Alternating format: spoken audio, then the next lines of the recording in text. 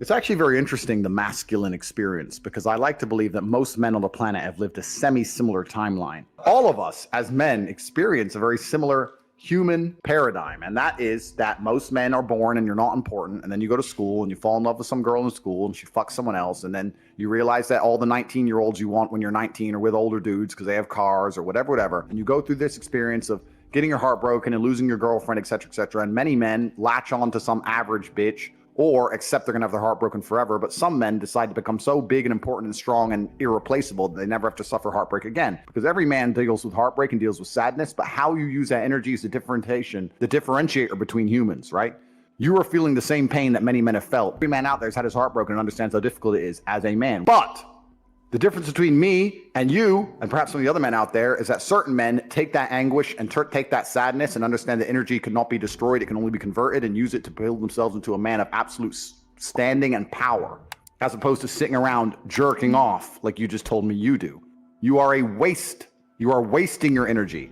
Heartbreak is unlimited motivation. If I was heartbroken, it's been a very long time, but if I was heartbroken, I'd be in the gym every morning. I'd be a beast. I'd be running. I'd be working. I couldn't sleep. I'd be an absolute animal, and you're heartbroken, and what are you doing? Jerking off like a fucking dumbass. The difference is, as a man, you must build yourself into a man of credibility, which means to build yourself into a man of standing, we all start in a fairly similar position. I became me through tedious, arduous, difficult, never-ending work. You are wasting your time. You know why God made your girl leave you? Because he wanted to show you that you ain't shit. He wanted to show you that you are human and you're fallible and that you're very replaceable. So he decided to make you fall in love with a girl, and he decided to make her leave you to show you that you are a dickhead. Now it is your job to look at the board, understand what's happened, say, I understand, God, I deserve that. I'm glad she left me and I'm sad because I am a dickhead, and do something about it. Because if you refuse, if you ignore God's message, next time you fall in love with a bitch, guess what he's going to do? He's going to make her leave you to remind you once again that you are a dickhead. Every single man out here, if you're upset that your girl's leaving you, God is reminding you that you aren't worth shit.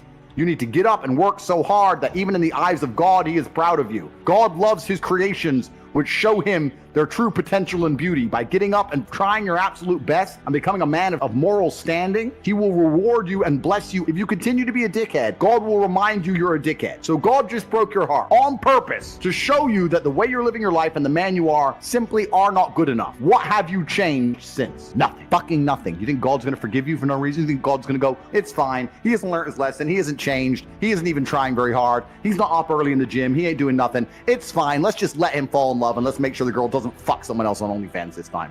No, sir! This is going to repeat endlessly. It's a cycle that will not fucking change until you take the message from God and become the man you're supposed to be. You must stop being a dickhead. You deserve what's happened to you. You deserve how you feel. All of it. When I was 20, me and my girlfriend broke up. I was with her for 4 years. I couldn't sleep. And this is before social media. You couldn't just chase a bitch. Like, that was it. She's gone now.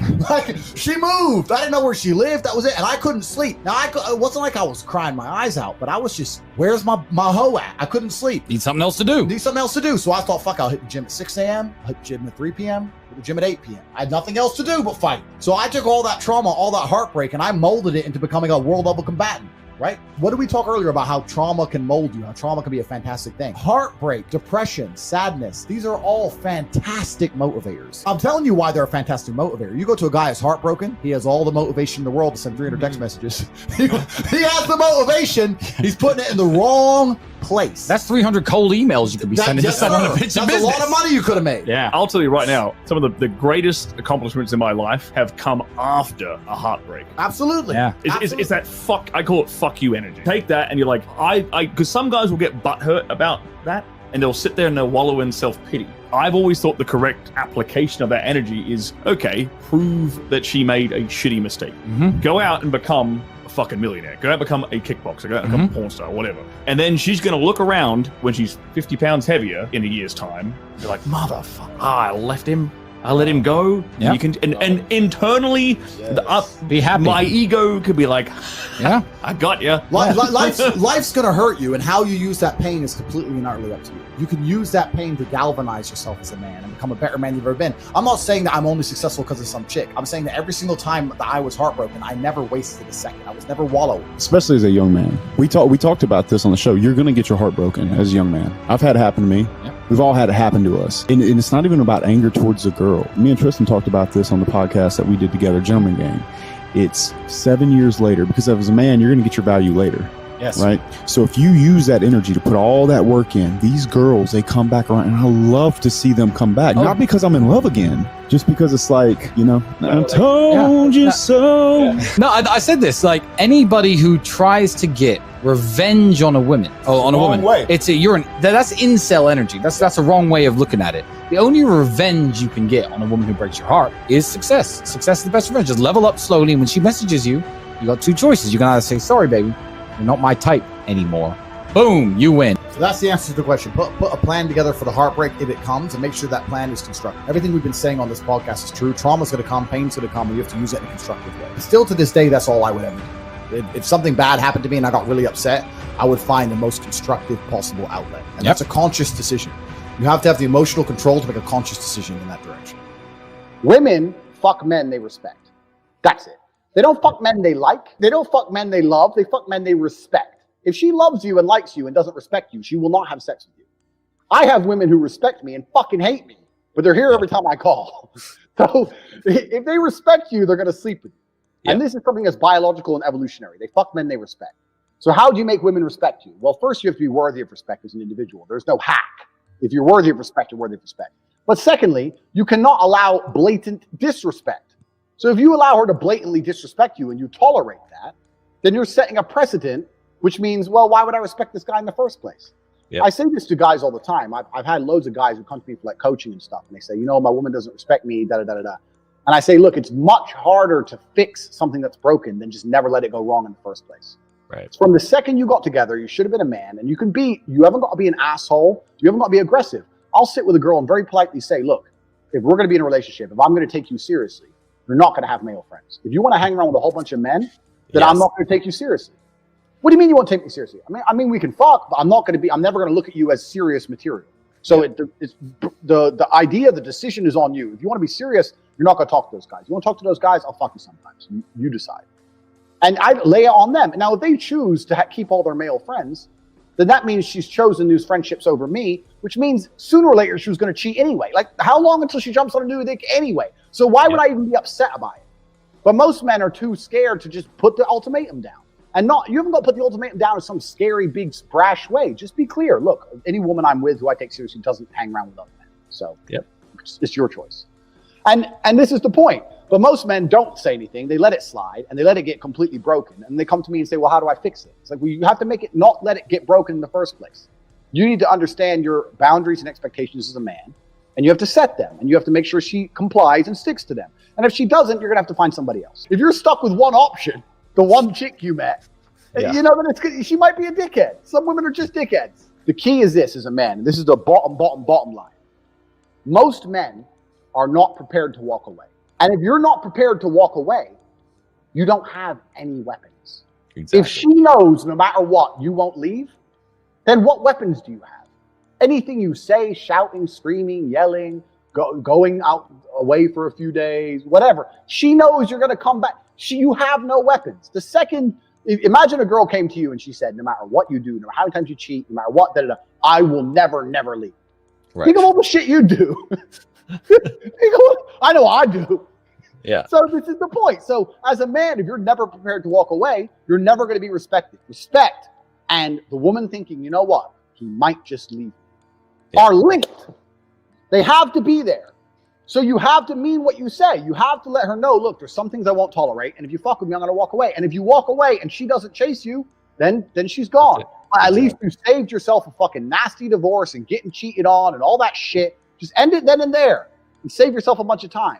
But men are too afraid to pull the plug on it because they get addicted to the pussy and they don't believe they can get any more pussy and they get all messed up. You have to be prepared to walk away as a man. So you have to look at any relationship you're in and say, okay, I'm a nice guy. I love her. She loves me, but I have boundaries. And if she fucks with him, I'm going to have to walk away. And that's the truth. Otherwise, you're never going to be respected. I've been head over heels in love with women and left them and never got them back, and they never knew. Yep. That's life. That's how it goes. I've been head over heels in love with women. I didn't want to lose them, and they weren't listening, so I walked away, and they didn't chase me, and I lost them. But that's it. My honor's intact, my pride's intact, and now I don't give a fuck anymore because time's a healer. That's life. So it's better than staying in a relationship which I'm not happy in because she starts acting like a fucking fool. And it's kind of like, I use chess analogies a lot, but it's kind of like chess. If you're playing a game of chess and you're in a losing position, and the only hope you have of winning is a big sacrifice, you give up your queen, and you don't know if it's going to work or not, but it's the only hope. You're better off making the sacrifice even if you lose, because if you don't, you're just going to slowly get ground down and definitely lose in the end. Right. Like, do you love that pussy so much you'd rather delay the breakup by 7 months and lose without any pride or honor? Yeah. And leave without any pride or honor while she cheats on you? Isn't it better just to say right hand in the air, you're not talking to that guy anymore?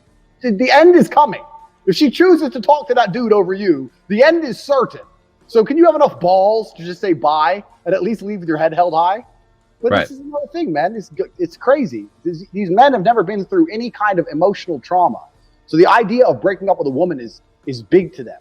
I've been through, when you've been through real shit, a breakup just doesn't become that real anymore. You know, I've had people try to kill me. I have stab wounds. Tell me again about this girl who doesn't text you back. Like, who gives a shit? There's people in Syria getting bombed. Yeah. You know, like, you have to get some perspective and just realize you're being like, there's real trauma out here in the world.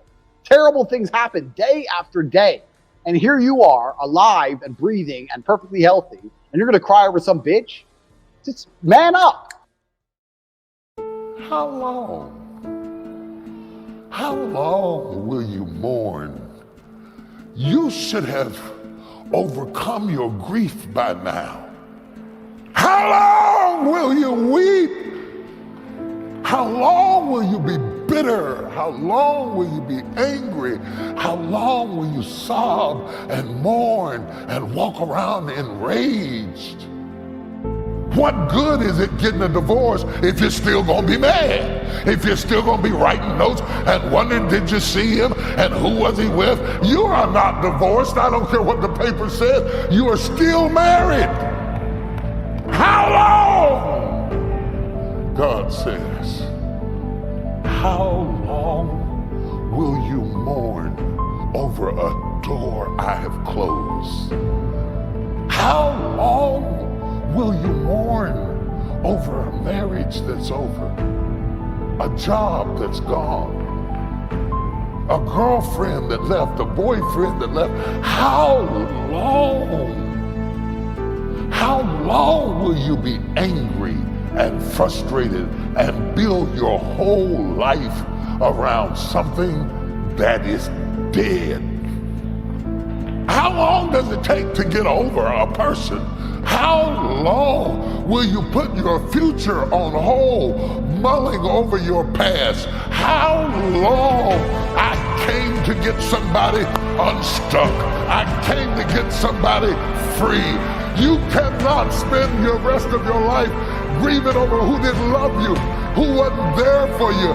You're stuck. God did not create you to be stuck with a heart full of grief. There are some times in your life that you gotta get up, wash your face, go on with your life. Life is too short for grieving over who didn't want you, who left you, the job you didn't get, the house that you didn't close on. Hello! Wasn't fair? That's okay. God will be your vindicator. They hurt you once. Don't let them continue to hurt you by holding on to it. Living in mourning is going to keep the new doors from opening.